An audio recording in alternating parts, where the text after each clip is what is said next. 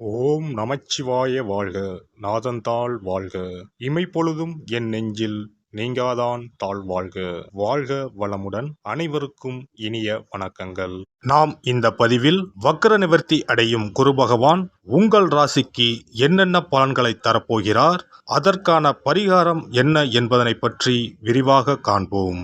உங்கள் வாழ்வில் வளமும் நலமும் செல்வ செழிப்பும் பெற எல்லாம் வல்ல இறைவனை வேண்டி விரும்பி கேட்டுக்கொள்கிறேன். குரு பகவான் மகிழ்ச்சி, செல்வம், பெருமை மற்றும் செழுமையின் கிரகமாக விளங்குகிறார். ஒருவர் மீது குரு பார்வை பட்டுவிட்டால் அவர் வாழ்வில் பலவித உச்சங்களை தொடுவார். குரு பகவான் தற்போது வக்ர நிலையில் உள்ளார். அவர் டிசம்பர் 31ஆம் தேதி வக்ர நிவர்த்தி அடைய உள்ளார். அனைத்து ராசிகளுக்கும் மங்களகரமான வரங்களை அள்ளி கொடுப்பவர் குரு பகவான். வாழ்வில் முன்னேற்றம், பலவிதமான நன்மைகள் பெறுவதற்கு குருவின் ஆசி மிக அவசியமாகும். குருவின் பார்வை இருந்தால் எப்படிப்பட்ட பிரச்சனையாக இருந்தாலும் அதிலிருந்து மீண்டு வர முடியும் என்பது ஐதீகம். குரு பகவான் ஒரு ராசியில் உச்சம் பெற்றால் செல்வ செழிப்பு, பணம், குழந்தை பாக்கியம், திருமண பாக்கியம் உள்ளிட்டவைகள் கிடைக்கும். நவ கிரகங்களில் இடமாற்றம் மிகவும் முக்கியமானதாக கருதப்படுகிறது. ஒருவர் பிறக்கும் போது நவ கிரகங்கள் எந்தெந்த நிலையில் இருக்கின்றார்களோ அதனை பொறுத்தே அவர்களது ஜாதகம் அமைக்கப்படும். அந்த வகையில் தற்போது மேசராசியில் பயணம் செய்து வரும் குரு பகவான் வரும் டிசம்பர் 31ஆம் தேதி வக்ர நிவர்த்தி அடைகிறார். இதன் காரணமாக வரும் 2024ஆம் ஆண்டு 12 ராசிகளுக்கும் குரு பகவானின் தாக்கம் ஏற்படுகிறது.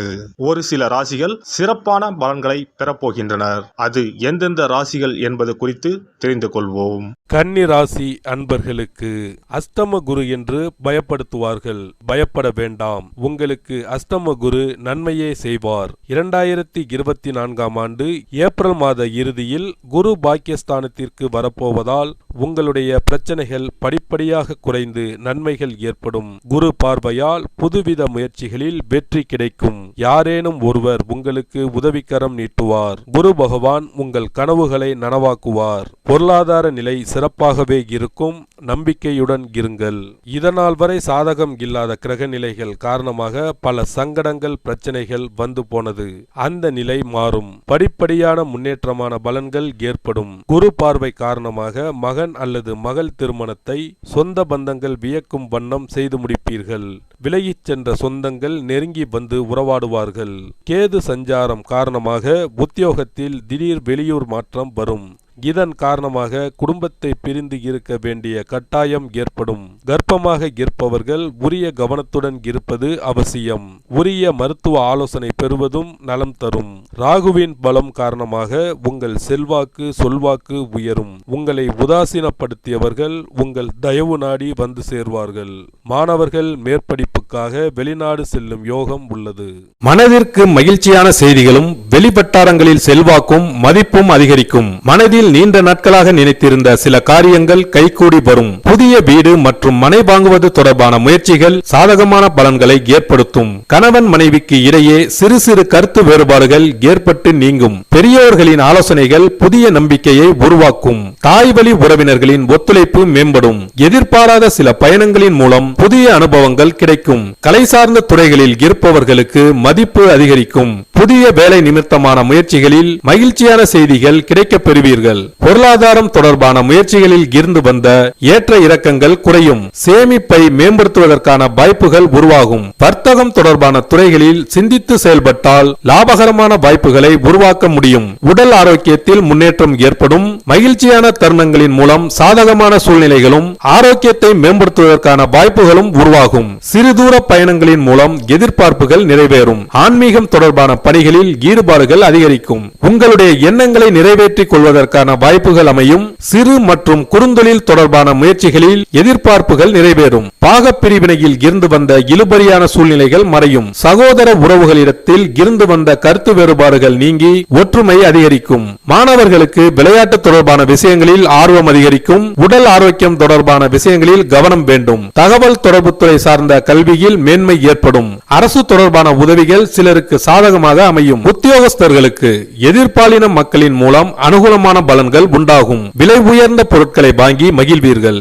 உத்தியோக பணிகளில் திறமைக்கு உண்டான மதிப்பு கிடைக்கும். வியாபார பணிகளில் இருந்து வந்த சோர்வு நீங்கி புத்துணர்ச்சி உண்டாகும். அனுபவமிக்க வேலையாட்களின் ஆலோசனைகள் மற்றும் ஒத்துழைப்புகள் மேம்படும். மனை விற்பது, வாங்குவது மற்றும் உணவு சார்ந்த வியாபாரங்களில் லாபம் உண்டாகும். கூட்டாளிகளிடம் சூழ்நிலைக்கேற்ப அனுசரித்து நடந்து கொள்வதன் மூலம் அனுகூலமான பலன்கள் ஏற்படும். ஒப்பந்தம் தொடர்பான விஷயங்களில் எதிர்பார்ப்புகள் நிறைவேறும். விவசாயம் சார்ந்த துறைகளில் சாதகமான வாய்ப்புகள் உண்டாகும். அரசு சார்ந்த உதவிகள் கிடைக்கப் பெறுவீர்கள். புதிய மனை வாங்குவது தொடர்பான முயற்சிகள் ஈடேறும். பரப்பு தொடர்பான பிரச்சனைகள் குறையும். அரசியல்வாதிகளுக்கு, சமூகம் தொடர்பான பணிகளில் இருப்பவர்களுக்கு ஆதாயமான சூழ்நிலைகள் காணப்படும். உங்களின் மீதான வதந்திகளுக்கு முற்றுப்புள்ளிகள் உண்டாகும். அதிகார பொறுப்பில் இருப்பவர்களின் அறிமுகங்கள் சாதகமாக அமையும். சொத்துக்கள் வாங்குவதில் இருந்து வந்த தடை தாமதங்கள் நீங்கும். கலை சார்ந்த துறைகளில் இருப்பவர்களுக்கு முன்னேற்றமான வாய்ப்புகள் உருவாகும். வயதில் மூத்தவர்களின் ஆலோசனைகள் நம்பிக்கையையும் புத்துணர்ச்சியையும் ஏற்படுத்தும். மறைமுகமான சிறு முயற்சிகளுக்கு முன்னேற்றமான சூழ்நிலைகள் காணப்படும். வித்தியாசமான சிந்தனைகளுடன் அங்கீகாரங்களும் பாராட்டுகளும் கிடைக்கும். இந்த குரு பயிற்சியின் மூலமாக மனதில் நினைத்து எண்ணங்களை செயல் வடிவில் மாற்றி செல்வாக்கினை மேம்படுத்துவதற்கான வாய்ப்புகள் உண்டாகும். நெருக்கமானவர்களிடம் தேவையற்ற விவாதங்களை தவிர்ப்பது நன்மையை ஏற்படுத்தும். பரிகாரம்: வியாழக்கிழமை தோறும் அர்த்தநாரீஸ்வரரை வழிபாடு செய்து வர தம்பதியர்களுக்குள் ஒற்றுமை அதிகரிக்கும். குரு பகவான் உங்களின் ஜாதகத்தில் சுபமானதாக அமையாமல் இருப்பின் கண்டிப்பாக அதற்கான பரிகாரம் செய்யும் விதமாக குரு பகவானுக்கு சிறப்பு பெற்ற ஆலயங்களுக்கு செல்வதும், வியாழக்கிழமைகளில் விரதமிருந்து குரு பகவானுக்கு கொண்டை கடலையை மாலையாக கோர்த்து அணிவித்து மஞ்சள் நிற மலர்களால் அலங்கரித்து நெய் தீபமேற்றி வழிபடவும். தானம் போன்றவற்றை காலை பொழுதிலும், மந்திர ஜபங்களை மாலை பொழுதிலும் செய்யவும். அருகில் இருக்கும் ஆலயங்களில் நவகிரகத்தில் இருக்கும் குரு பகவானுக்கு மஞ்சள் நிற வஸ்திரத்தை சாற்றி சிறப்பாக வணங்கி வாருங்கள். அதற்காக பரிகாரம் என்ற பெயரில் பணத்தை வீண் விரயம் செய்ய வேண்டாம். அதற்கு பதிலாக இறைவனை வழிபடுவதோடு ஆலயங்களுக்கு தேவையான நெய், நல்லெண்ணெய், பன்னீர், சந்தனம், பால், தயிர் மற்றும் மலர் மாலைகள், பூக்கள் என இறைவனுக்கு உகந்த கோவிலுக்கு தேவையான பொருட்களை உங்கள் சக்திக்கு ஏற்றவாறு வழங்கி கோயில் கைகாரியம் செய்யுங்கள். தமிழ்நாட்டில் குரு பரிகார தலங்களாக பல இடங்கள் உள்ளன. இவற்றில் கும்பகோணம் அருகே உள்ள ஆலங்குடி குருஸ்தலமாகும். தஞ்சாவூர் மாவட்டம் திட்டை, மதுரை மாவட்டம் சோழவந்தான் அருகில் உள்ள குருவித்துறை, சிவகங்கை மாவட்டம் காரைக்குடி அருகில் உள்ள பட்டமங்கலம் உள்ளிட்ட ஆலயங்களில் பரிகார பூஜைகள் செய்து வழிபடலாம். நவ திருப்பதிகளில் ஒன்றான ஆழ்வார் திருநகரி குருஸ்தலமாகும். அங்கும் வழிபாடு செய்யலாம். திருச்செந்தூரில் முருகப்பெருமான் குரு வடிவாகவே அருள் புரிகிறார். சூரசம்ஹாரம் செய்த பின்பு முருகப்பெருமான் அந்த தோஷத்தை போக்குவதற்காக திருச்செந்தூரில் சிவபெருமானை பூஜித்தார். குருவருள் பெற திருச்செந்தூருக்கு செல்லுங்கள்.